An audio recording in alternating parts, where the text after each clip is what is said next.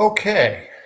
Good morning, good afternoon, and good evening, everyone that is tuned in to our webinar today.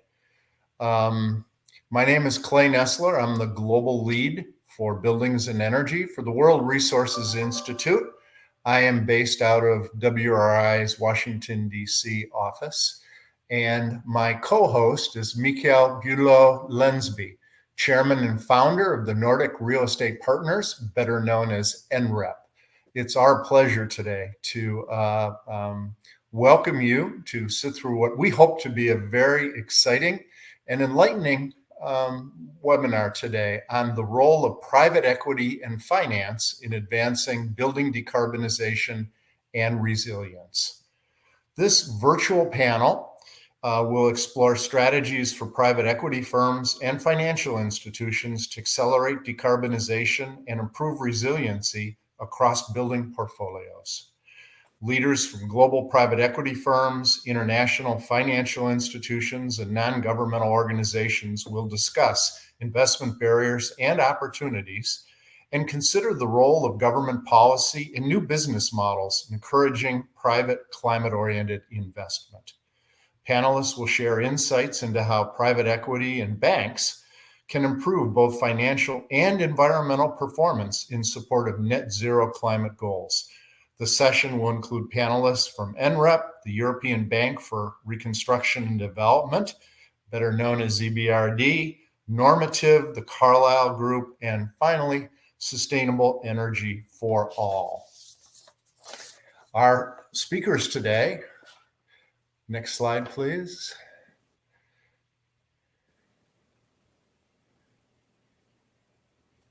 Next slide. Maybe not. All right. Our speakers today are Mikkel Bulow Lehnsby, and I've already introduced as the chairman and founder of NREP. It includes J.B. Oldenburg, who's the principal Renewable and Sustainable Energy Fund at the Carlyle Group. It includes Peter Hirsch, an associate with the Green Economy and Climate Action Team at EBRD. It includes Christian Runn, the CEO and co-founder of Normative. And then finally, Brian Dean will come in towards the end. He's the head of energy efficiency for Sustainable Energy for All. At this point, let me provide a little better introduction for our first speaker and our co-host today. Mikkel is chairman of the board of directors, partner and co-founder of NREP. He served as NREP CEO for its initial 13 years, and he has played an important part in developing NREP's investment strategy and company culture, anchored in a strong belief that solving problems and nudging the world in a better direction is a superior long-term business model. Mikkel currently focuses on NREP's board while also being the chairman of the investment committee of 2150, NREP's new technology sustainability fund, aiming to make real estate better by investing in technologies that can make cities resilient and sustainable. I would like to make one opening comment. Some may have noticed that we are lacking a bit of gender diversity on this panel. That is certainly not intentional. We've had two fairly last minute substitutions. So we have found ourselves in this position. I'm grateful to the speakers who have stepped up at the last minute to represent their organizations, but please take note that we note that we have a fairly male-dominated panel today, which was not our intent. So, Mikkel, over to you. Thank you, Clay. Thanks, for co-hosting this with us, and been looking forward to try to take part of COP26 and the very important agenda that we have ahead of us. And actually, before trying to also a little bit address a bit more about myself and what we do and the role of private equity, I wanted to sort of start with an encouragement or a plea, because I think it's very rare that life is simple. And I actually think right now it is very simple. And therefore, I currently am traveling around with me with these two very, very simple old school slides. And that is because I think we all have a simple choice to make. So for myself, in 2050, which is this year, my kids will be, roughly my age. And the choice that we have to make in the private equity industry and pretty much all other industries is, what is the world that we're going to be passed on to them in 2050 going to look like? So is it going to be this 2050 that was described, I think, very accurately by science in the latest IPCC report, which one should remember is a consensus and not a worst case scenario? Or will it be the lighter 2050, the 1.5 degree world, where our kids will be able to live in a planet that has a similar stability that we've been bestowed with? And I think really, I try to make it very simple, because I think it is so simple. There is sort of a black and white situation here. There's a right and a wrong. And I think the beautiful thing that makes it so simple is that it's not just for our kids, but it's also really as a business opportunity. Because I have full conviction that business is about solving problems. And as this is the biggest problem that we are facing, at least in our generation, then it's also the biggest business opportunity. And therefore, my encouragement is, and the answer, I think, to in my view, to the panel question, is that the role of private equity should be to use that very powerful model that private equity is, to become part of the solution for the sake of our kids and for the sake of our own business. So, well, let me try to give a little bit more background on NREP. So NREP, we are a leading Northern European private equity company focused on the urban value chain. We are roughly 500 people, 7 offices, 15 billion or so under management. And our ambition is to become the most competent investor in the urban value chain. We want to combine people, ideas, and capital towards making cities and real estate better. And for us, better really means make the value chain more efficient, make the industry more customer-centric, and then not least, make it more sustainable. And I've had the pleasure of being one of the co-founders of NREP 16 years ago, and I really ended up doing this because I do my prior career. I really realized this whole concept that the best way to build a good business is to find a big problem and then jump at it.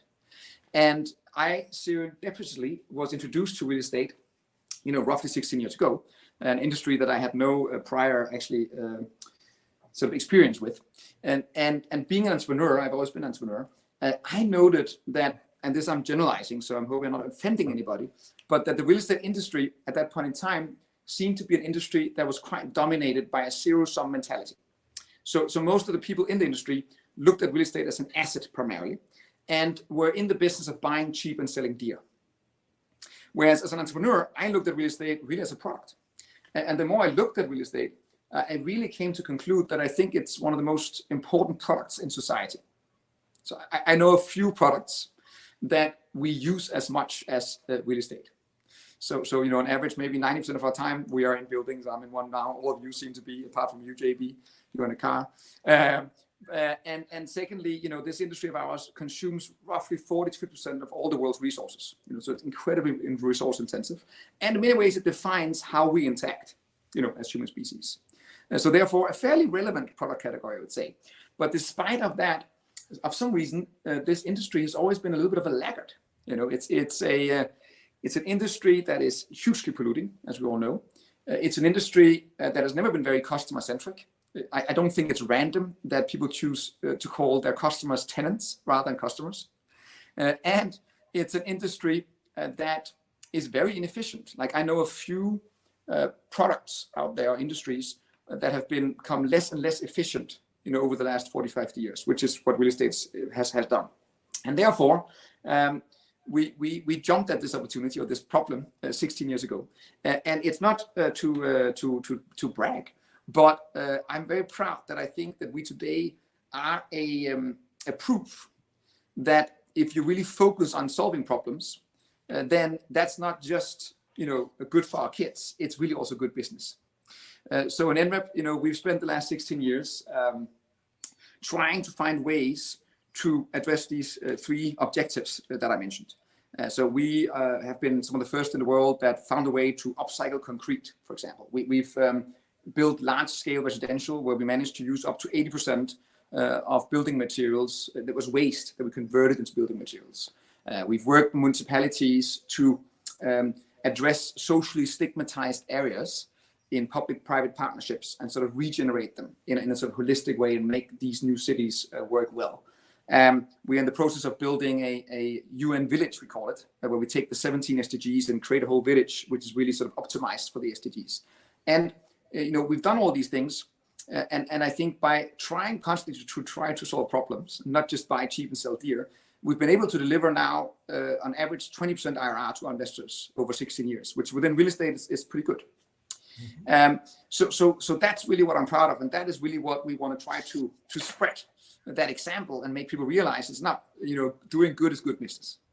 And we are just getting started because unfortunately the problem out there is massive and it's much greater than us. We can't solve it alone, and that's really also why we're here, because a few years ago we sort of realized that of these three things, so making it more customer centric, trying to make the value chain more efficient, sustainability is really the biggest problem.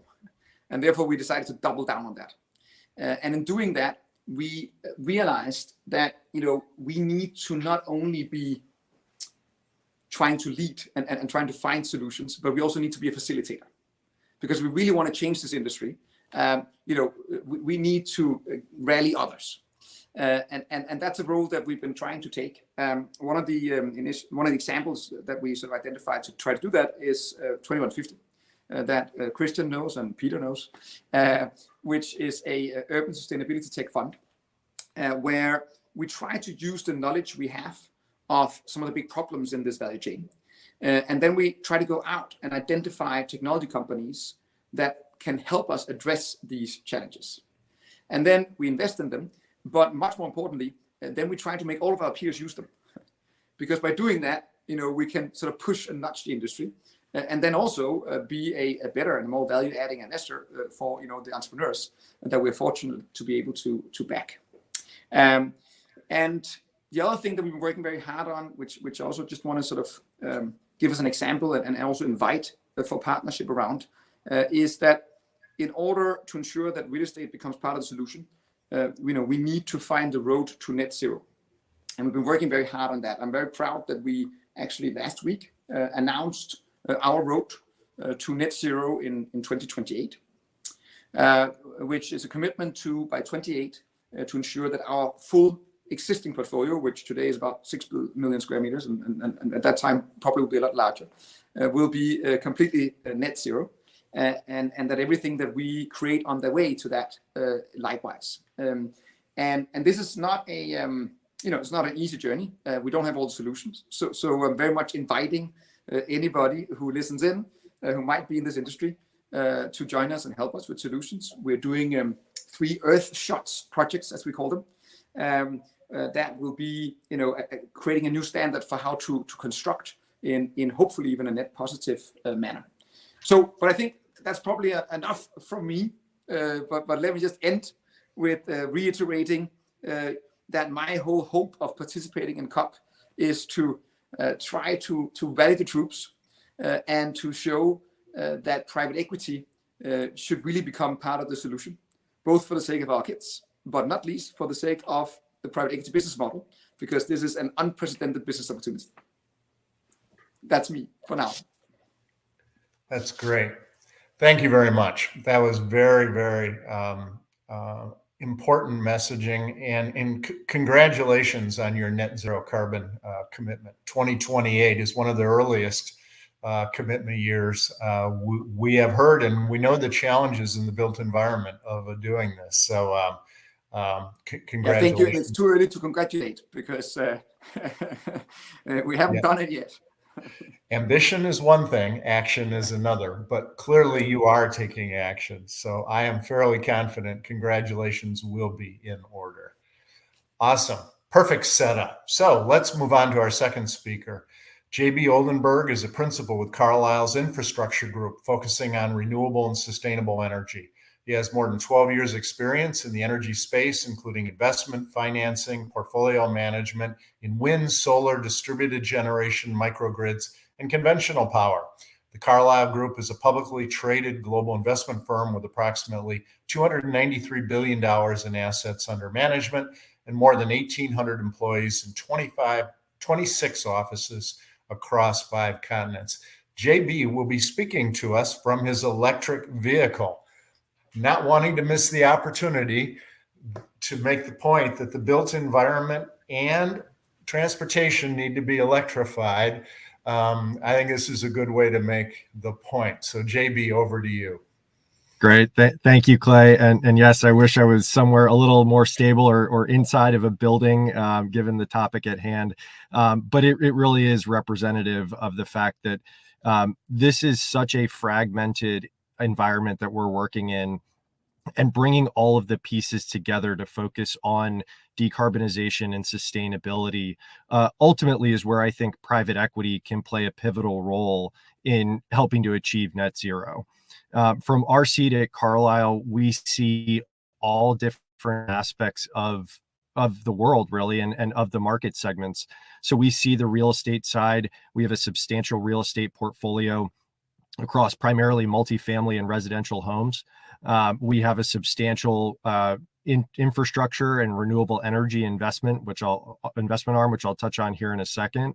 And then lastly, we have a team that is centralized within Carlyle to focus on impact, ESG, and sustainability across all of our portfolios of investments. And I think that last piece becomes really important, because the way we look at investing in sustainability and decarbonization is not through an investment fund, but as a principle across all of our investments. And how do we take, regardless of market segment, how do we take sustainability and interweave that into ultimately our investment goals? Our first priority and our obligation and our job is really to deliver economic returns to our investors. So that is priority number one, but doing that in a way where we can also drive down emissions, improve sustainability. That's all that is being factored into the way that our investments are evaluated. And we use that as a tool for alignment, not only between our investors and ourselves, but between ourselves and our portfolio company management teams, when we look at things like short-term incentive planning, long-term incentive planning, and other key KPIs on investment for performance.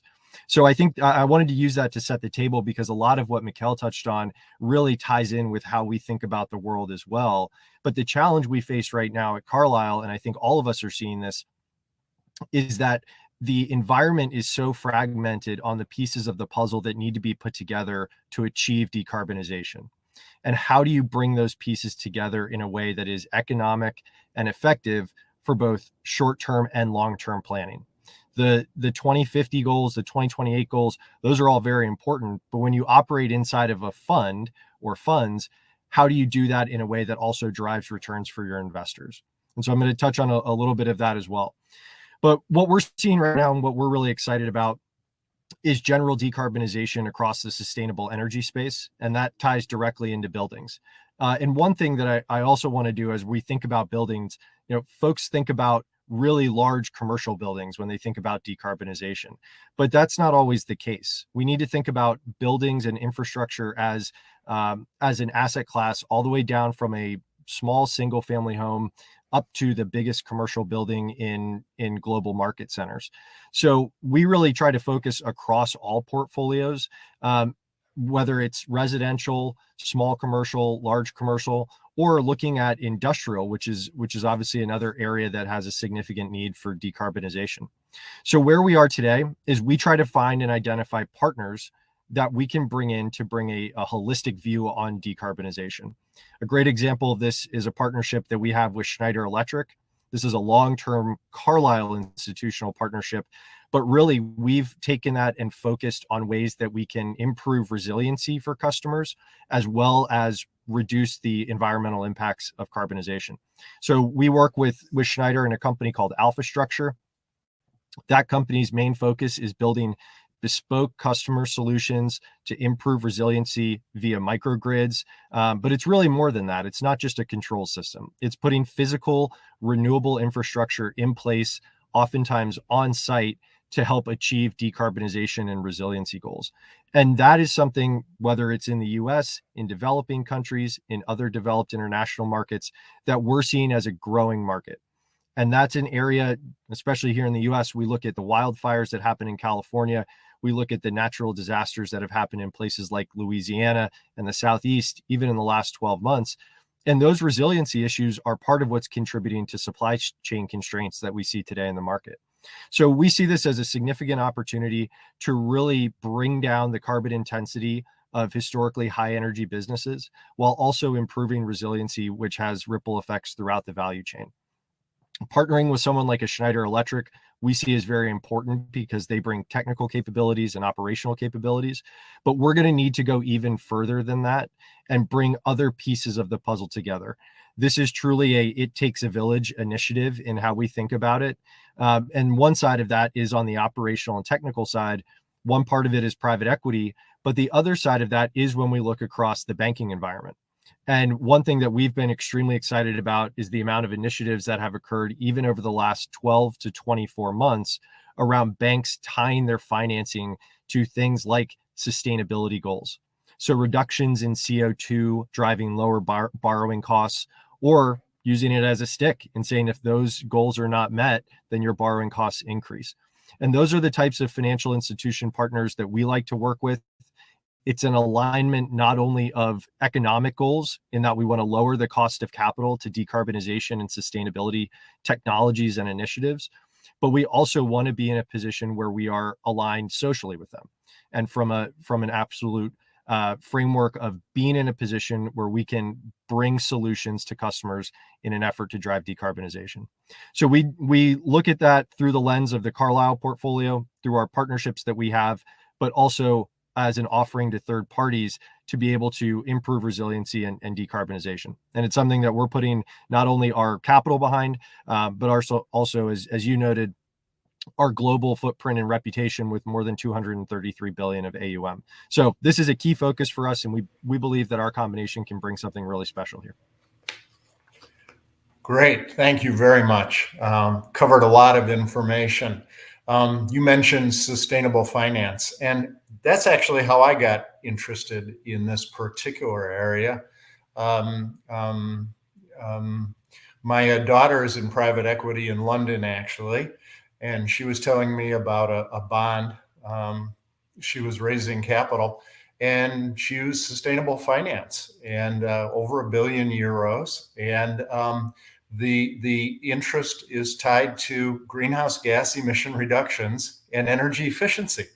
And I was like, well, that's great, Claire. You can't imagine how your former chief sustainability officer father feels proud that you're doing that. That's when private equity first, came in my ear, and I started looking deeper, and I found so many great examples, more of which we're going to hear about in this section. So thank you very much. Now I'd like to introduce Peter Hirsch, who's pinch hitting for Lynn O'Grady, who got a last minute call this morning at COP. You have to go to those meetings. So Peter is coming in. He's an associate with the EBRD's Green Economy Climate Action Team, where he focuses on the promotion of sustainable urban development through EBRD's Green Cities program. His work identifies opportunities to scale up support for investments and policies that address climate change and tackle local environmental challenges within cities.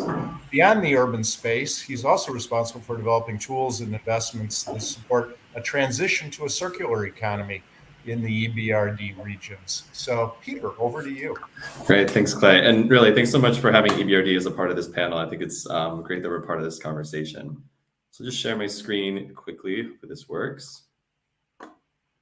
Great, that's up and running, right? Very good, okay.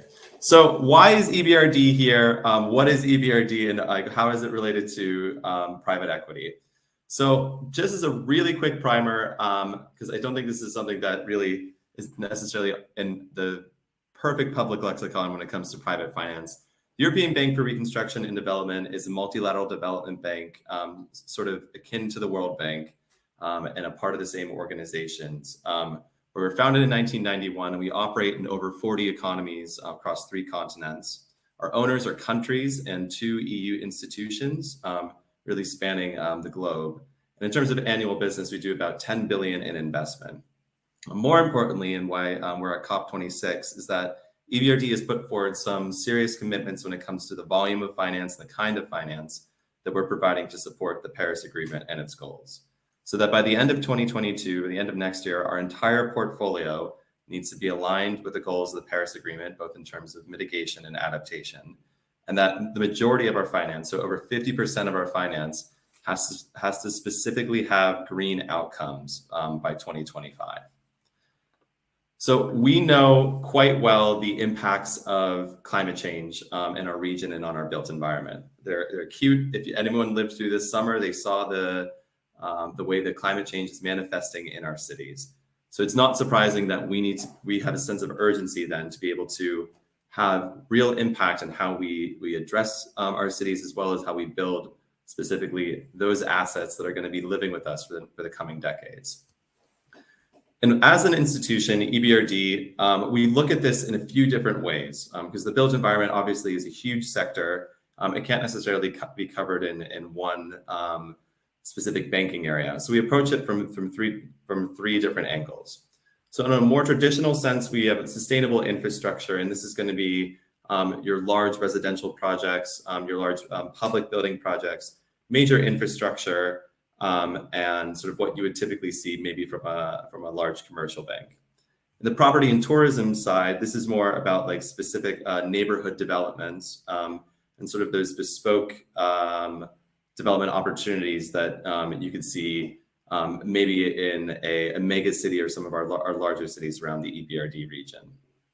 And then in terms of financial institutions, when we are lending at a scale that is 20 million and above, 30 million and above, we can't necessarily get down to the level that we need to see in the built environment, where loans of 500,000, 200,000 can have a real impact on changing the energy systems and the type of infrastructure that's used in buildings. And there, through our financial institutions and what we call our green economy financing facilities, we're able to get through credit lines to scale to be able to support partners within our countries of operation to actually install the right energy efficient and resource efficient technologies to decarbonize and to become more resilient. So I'm going to walk through those three areas quickly, just so you understand how EBRD approaches this, and sort of then how does private equity then come to play, and where can we leverage the private sector specifically to be able to increase the impact that EBRD may be able to have with its own finance. So one of the primary ways we do this is through our EBRD Green Cities program, which is currently $3 billion, hopefully quite a bit more next week, but an announcement is coming. Framework that delivers a breadth of support for cities, and not only the built environment, but across all infrastructure sectors. So we deliver strategy and policy support, and then most importantly, as a bank, those investments in those specific actions that a city is able to take on, including in buildings and in public and private sector, to be able to build those low carbon or resilient assets that deliver the impact the cities need. In combination with that, we work with our partners, whether they be developers, public or private sector, and the city administrations themselves, to make sure they have the right capacity to take on initiatives like green building certifications or monitoring of greenhouse gas emissions, or sort of tying their impacts of their investments to ultimately the outcomes that their investors need to see. And on top of that, as a part of all of this, we're looking at increasing their support and access to green finance. So within this green city structure, the main benefits that we're providing to clients, and then how we're able to then connect them to the private sector, is being able to support their access to green finance, as I said. And here, EBRD is sort of like the foot in the door, where initially we can sort of help open up the space for what other types of finance are available, particularly in private equity, which is relevant to this conversation, where EBRD's finance is not going to be enough to be able to solve the picture. We're going to need to be able to bring in new partners, so those areas that maybe cities haven't been able to access before. And this is sort of where hopefully we can have a bit of a catalytic effect. And then on top of that, as I said, there are these other dimensions where in strategy, capacity, and networking, that we can be quite effective. So one example of this has been in Wałbrzych, Poland, where we've been able to support the city to invest in the refurbishment of its building stocks, the thermomodernization, as they call it, of their residential buildings.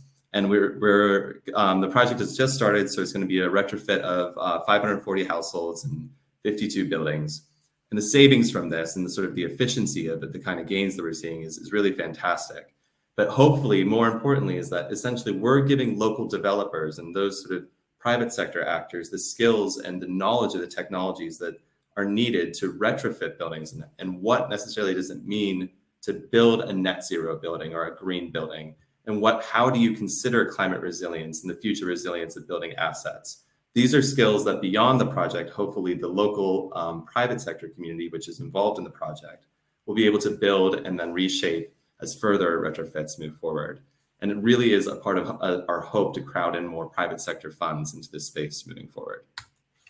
On top of the Green Cities model, we also are very active in public-private partnerships. Here, private sector finance and expertise is absolutely essential to achieving the outcomes that the bank needs.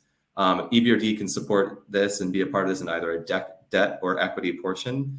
And to date, we have over 40 PPPs that we've supported, representing over 1.8 billion in finance, total project value of 13.5 billion. And what we've seen, and this is why I bring it up, is that it's really been the most effective in the built environment. So we have hospitals, particularly a portfolio of them in Turkey, as well as laboratories where our participation in them and then leveraging the private sector and bringing them in has proven to be the most successful area where PPPs is sort of the sweet spot between MDBs and then the private world. Then one other thing to cover quickly is the Green Technology Selector. And this is a part of our work with financial institutions and smaller borrowers in our countries of operations. So the EBRD has set up what's called this Green Technology Selector, where essentially we catalog what are all the green, meaning energy efficient, resource efficient technologies that you can employ in the built environment. So in buildings specifically, in that specific country. So we have this across Romania, Serbia, Mongolia, Ukraine. You can go onto the website or just Google EBRD Green Technology Selector, and it pulls up a portfolio of private sector providers that have energy efficient windows, have the best boilers, have the heat pumps that you need to install. And so what the hope here is that essentially, should private equity come in, should you have developers come in, they know exactly what are the best technologies on the market. What is it that's going to be able to achieve these low carbon results that we need in the sector? Because EBRD has already come in, done a little bit of the research, and hopefully can help you achieve those targets much faster than going around figuring out who is a heat pump and who's the one that really knows how to install it. So I know it's a lot to cover, but I think I just want to summarize quickly in saying that while sort of EBRD can approach this from many ways, again, we cannot do this alone. It really takes a village in many ways where we need private equity. We're going to need these new forms of finance that in our countries of operation really haven't been proliferated too much to be able to achieve these net zero targets and make the built environment more climate resilient. And hopefully we can, at least as an institution that is a little bit more forward facing and addressing climate change, can be the foot in the door, but we will not be able to take the mission all the way. So thanks. Thanks, Peter. That was great. A super overview. I've been a huge fan of EBRD for many, many years, particularly in the buildings and energy efficiency space, where I think you've developed some of the best practices and have an amazing team. I was always struck that rather than just sending bankers to the countries you work in and the cities, you bring engineers. And I think you learned very early on that yes, there's financial acumen, but there's also the technical side, particularly in the built environment. And you talked about your database of best technologies, and that's the perfect transition to our last speaker. Our last speaker is the CEO of a technology company supporting the built environment. Christian Rönn is the co-founder and CEO of Normative, the world's first carbon accounting engine. He co-founded Normative after previously working at the Future of Humanity Institute at Oxford University, simulating the consequences of climate change. The results showed that global warming would cause extreme human suffering, motivating Christian to leave academia and take action. So welcome, Christian. They always say you can't manage what you don't measure, and you have tools that support both. So we're very excited to hear how private equity has actually played a role in the formation of your company. All right. Thanks a lot, Clay. Thanks a lot, Mikkel, for hosting me today. Hopefully you can see my screen as well. Is that a yes? Yep. Okay, perfect. Thank you. So, I mean, we all know that we need to achieve net zero. And in order to do that, we need exponential climate action. That means we need to cut our emissions in half every single decade. That is non-optional and non-negotiable. And as you can see from the graph here, buildings is a large chunk of the problem that needs to be solved.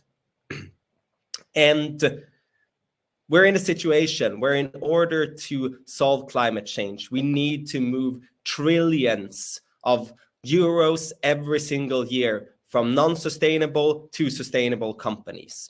And in order to do that effectively, we first need to account for carbon emissions. And that is where the problem that we are trying to solve.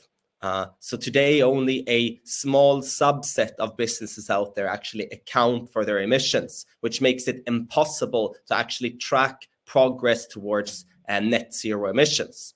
So the world really needs a new foundational infrastructure for carbon accounting and net zero success. The world needs a new norm, and that is where Normative enters the picture. So we are a carbon accounting tool based on science. And the way we approach the whole thing with carbon accounting is that we calculate the full carbon footprint of our clients, and a lot of them being in the private equity and building and real estate industry. And the way we do that is that our clients upload all of their invoices and transactions into Normative, everything from spend on electricity, transportation services, and raw materials. Then we estimate the emissions so they can have a clear pathway towards net zero emissions.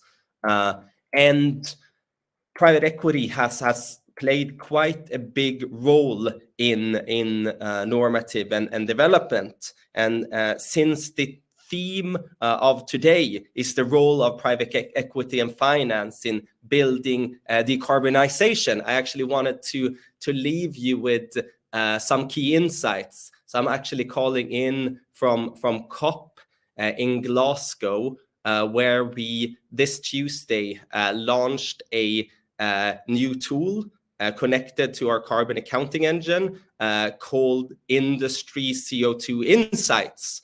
And what you see in front of you is in fact a screen from that tool. So what that tool is that it's based on our many years of data collection from different industries, including private equity, including real estate, of where the main carbon hotspots are. So in this tool, companies can select what industry they are a part of, and then we will showcase on average where are your hotspots located.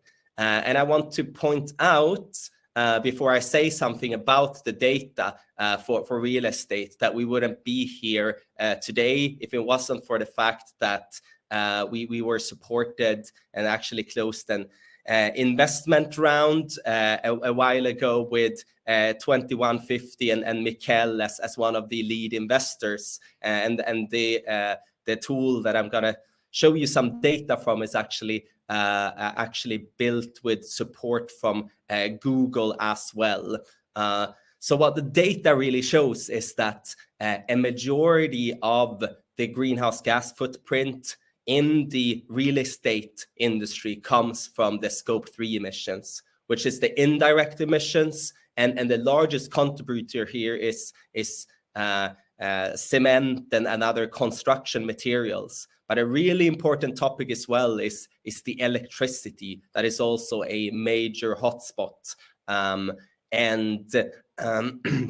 with that in mind, and the whole idea of launching this new additional tool on top of our traditional carbon accounting tool is to really make companies think about their carbon hotspots.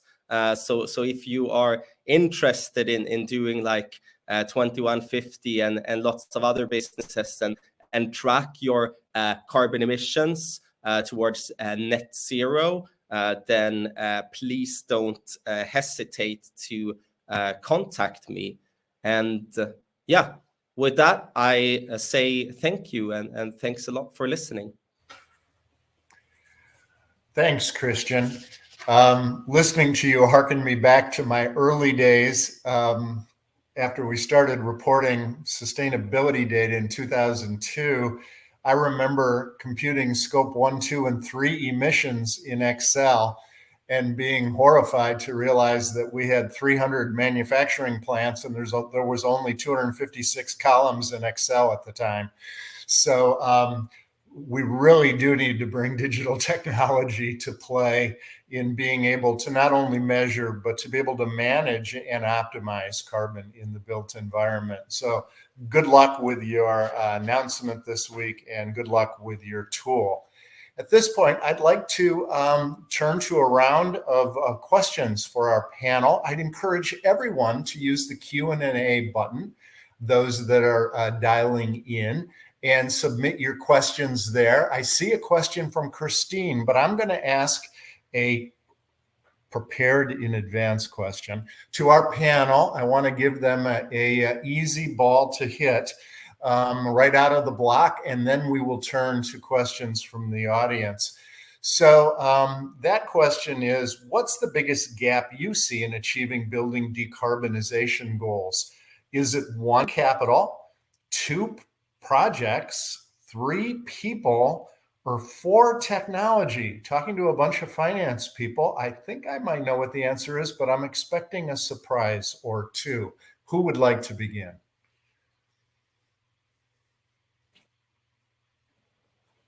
I'm happy to go. Please. Yeah. No, I think actually, I see tons of projects where we can jump at, because I mean that's the big bone, that's all the problems, and in reality I'm also very happy to see a lot of capital now. I think that has changed quite dramatically over the last few years. So I remember 10 years ago when we were part of building a company that tried to look at how could you take waste and turn it into a construction material. We had a lot of very, very skeptical investors who thought that this sounds too entrepreneurial, and what's the point with that? But I think fortunately, and in particular during COVID, I think that the wind have really changed, and I think that fortunately a lot of investors are really realizing that there is no trade-off here.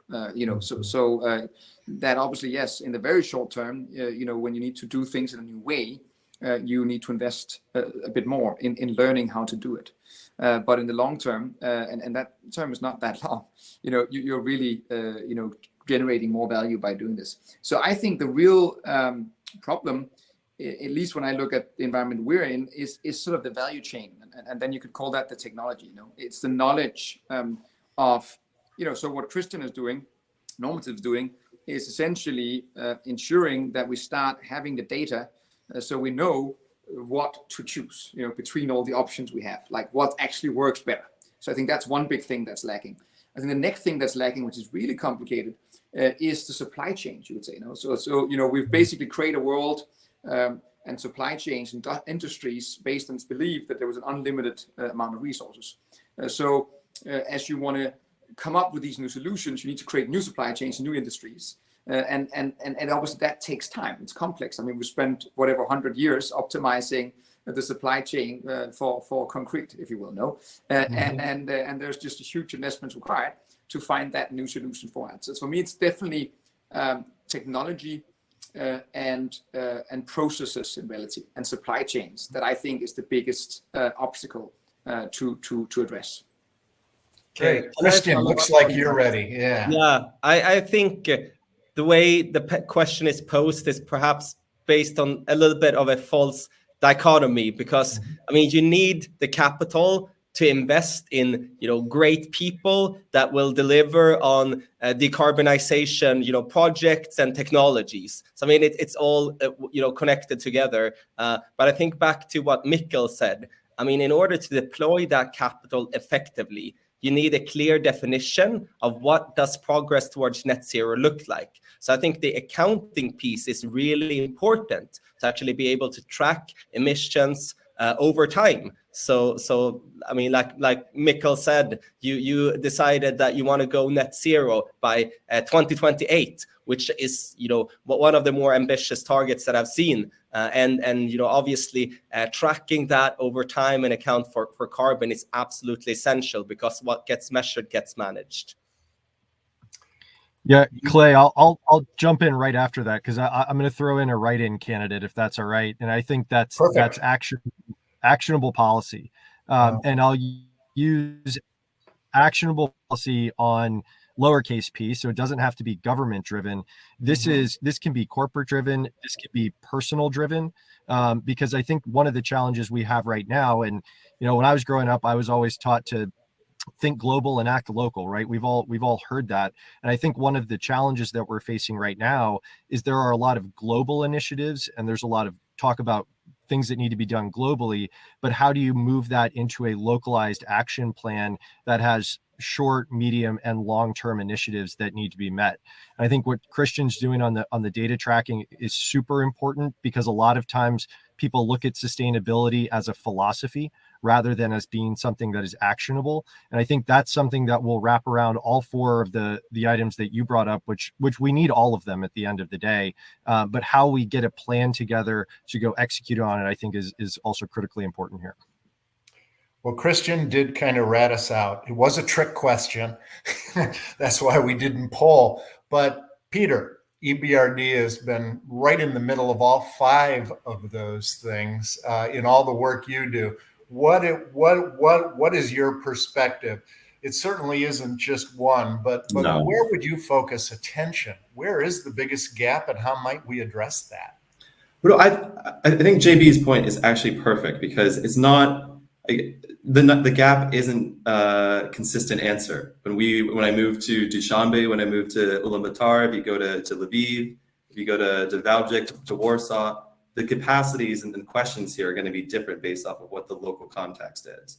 And I think this is something where, JB, you put it perfectly, in that if you think globally but act locally, you can be much more responsive to sort of what are the gaps that we start to need to fill. And I think as an institution that has a little bit more flexibility maybe than the typical private sector to do some of that hand-holding and have those conversations and think more holistically, that's sort of the package that we try to bring whenever we work in the built environment, and hopefully can then start bringing private sector participants along with us.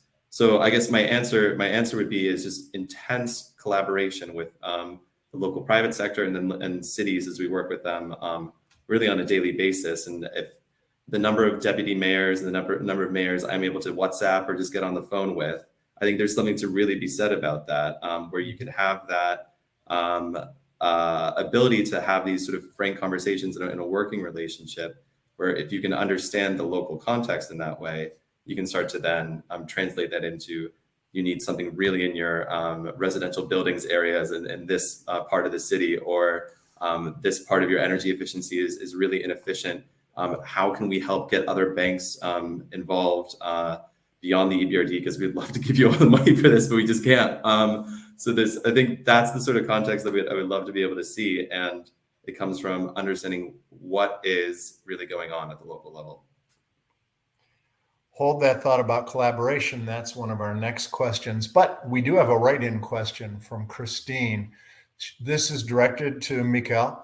What are the obstacles you are tackling now to achieve this ambition? And the timing on the question goes back to when you were describing your 2028 net zero target. So what do you see as key obstacles, and what's going to keep you awake at night over the next 7 years?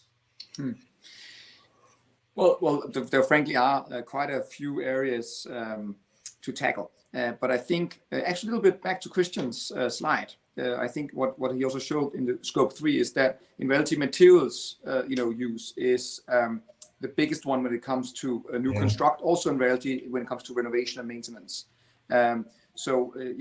Obviously in the production of material today, the whole material production industry is a carbon industry, and so we need to figure out how do we basically convert that ideally to carbon sink. And obviously one of the areas that we're working a lot with is using CLT instead.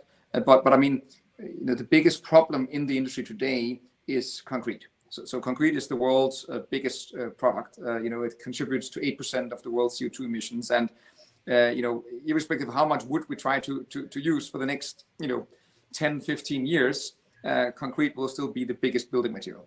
A very concrete thing that we're working hard on, both in NREP and 2150, is try to figure out, how can you reduce the CO2 footprint, and ideally, how could you make concrete into like a carbon kit sink product? So through 2150, for example, we've invested in a company called Carbon Cure in Canada. They found a way in which you can actually use CO2 to substitute cement, which is the worst part in concrete, and thereby not only sequestrating some CO2, but also reducing cement.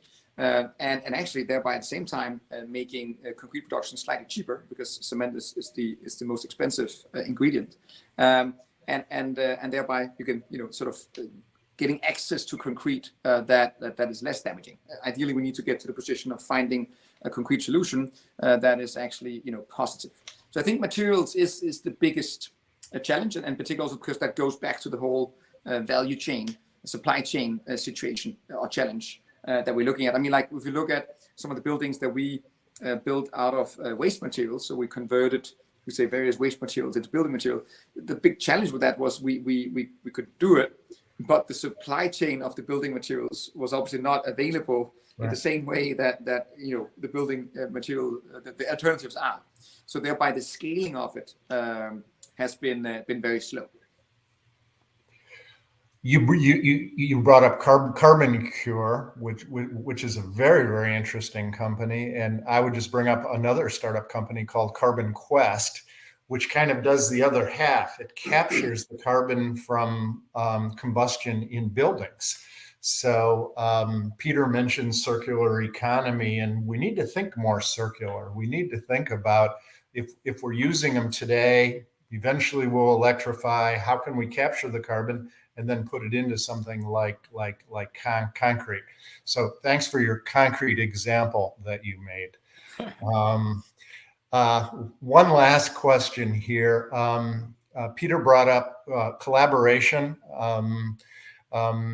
A good friend who's CEO of the World Green Building Council talks about radical collaboration, and particularly collaboration between the private sector, between government, various jurisdictions, and the financial community, including private equity. Just in about 3 minutes or so, what ideas do you have to really accelerate and enhance the collaboration among those three key players to drive building decarbonization?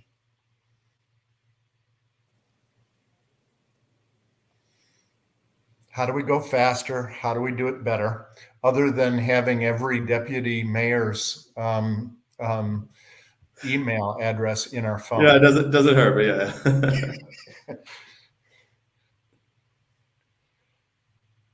So I don't want to speak for anyone, because it sort of seems like the topic that I brought up, but I'm happy to pitch in sort of my ideas here. Toss the first idea out. I'm sure there will be people that pile on.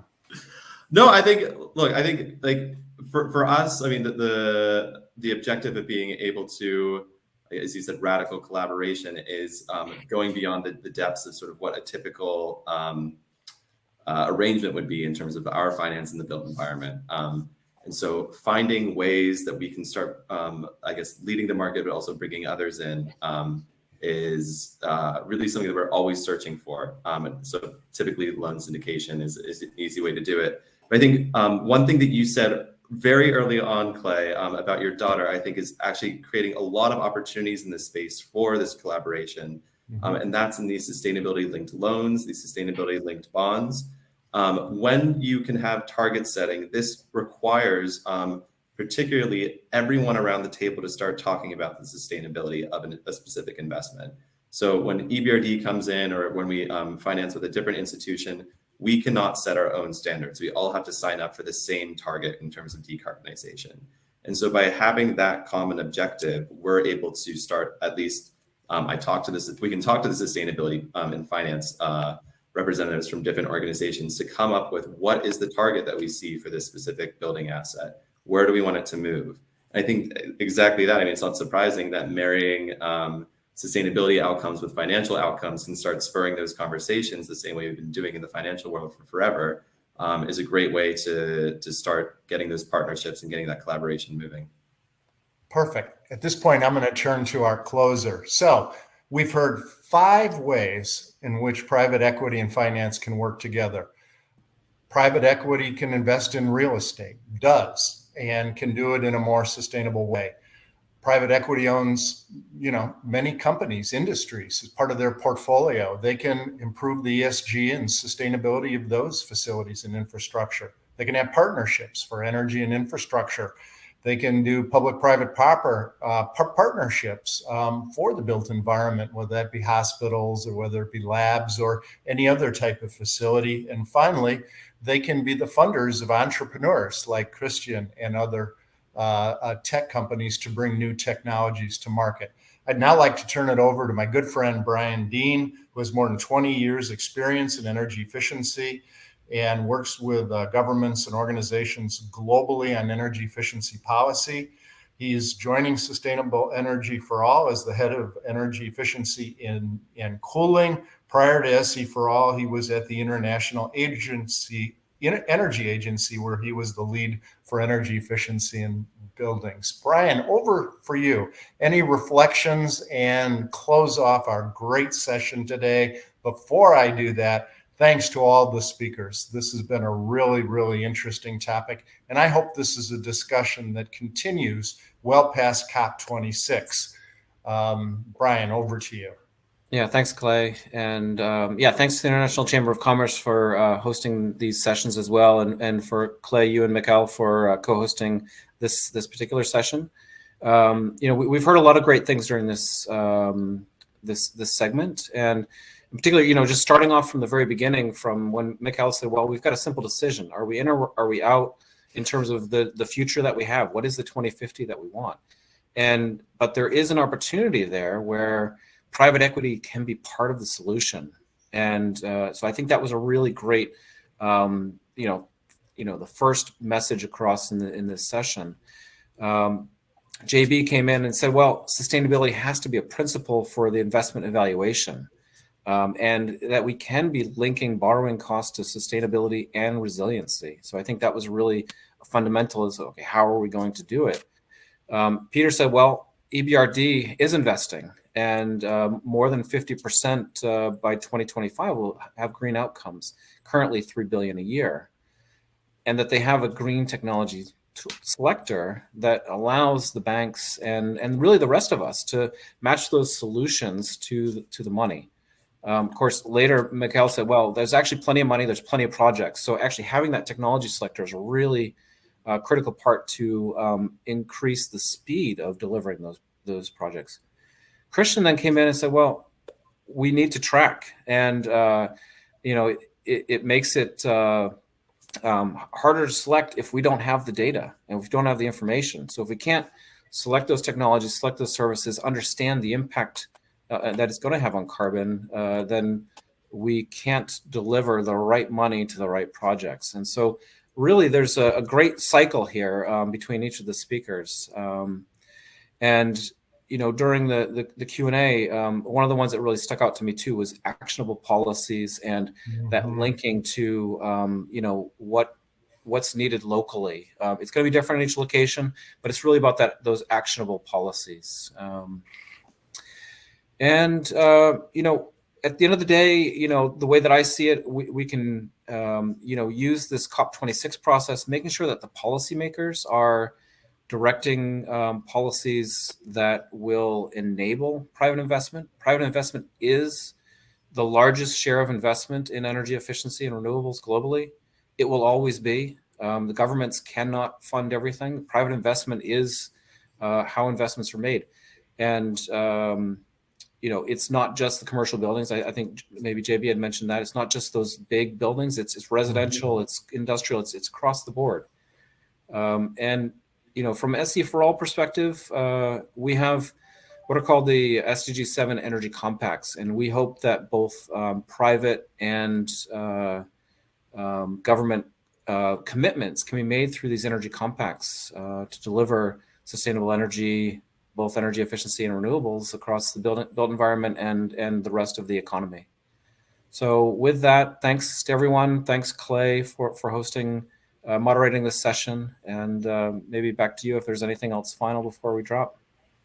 Thanks, Brian. That was a great way to close. I would just say, by the way, that speaking of SDG 7, there is a pavilion at COP26, an SDG 7 pavilion with a great series of programs coming up over the next week and a half. So I recommend that you scan that among all the other opportunities, including the buildings pavilion, which is shared with the business pavilion in the blue zone. So great information being shared and commitments being made.